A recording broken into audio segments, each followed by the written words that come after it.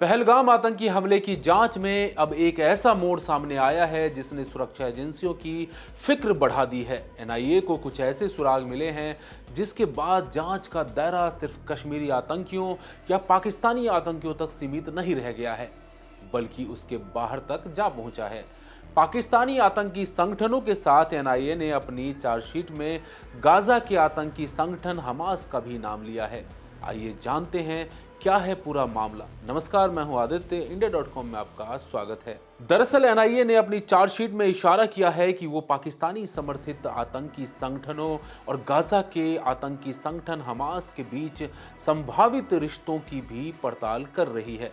माना जा रहा है कि किसी भारतीय आतंकी मामले की जांच में यह पहली बार है कि एनआईए ने हमास का नाम लिया है और उसके संभावित कनेक्शन की बात कही है। चार्जशीट के मुताबिक जांच अभी जारी है और एजेंसी ये समझने की कोशिश कर रही है कि प्रतिबंधित आतंकी संगठन लश्कर-ए-तैयबा, द रेजिस्टेंस फ्रंट यानी टीआरएफ, जैश ए मोहम्मद, अल-कायदा और उसके सहयोगी नेटवर्क कहीं किसी बड़े अंतर्राष्ट्रीय आतंकवादी गठजोड़ का हिस्सा तो नहीं है। एनआईए का मानना है कि पहलगाम हमले को सिर्फ एक स्थानीय या सीमा पार साजिश मानकर नहीं देखा जा सकता। एजेंसी इस पहलू की भी जांच कर रही है कि कहीं इसके पीछे कोई व्यापक वैश्विक नेटवर्क तो सक्रिय नहीं था। इसके लिए जांचकर्ता वित्तीय लेन देन, डिजिटल सबूत, सोशल मीडिया एक्टिविटीज और सीमा पार संपर्कों की बारीकी से जांच कर रहे हैं।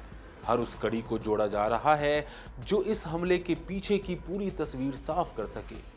जांच की एक और दिलचस्प पहलू यह भी है कि सुरक्षा एजेंसियां यह भी पता लगाने की कोशिश कर रही है कि क्या पहलगाम हमले की रणनीति पर हमास के 7 अक्टूबर 2023 को इजराइल पर किए गए हमले का कोई असर था। अधिकारियों के मुताबिक लक्ष्य चुनने, हमले की योजना बनाने और उसे अंजाम देने के तरीके में कुछ समानताएं नजर आई हैं।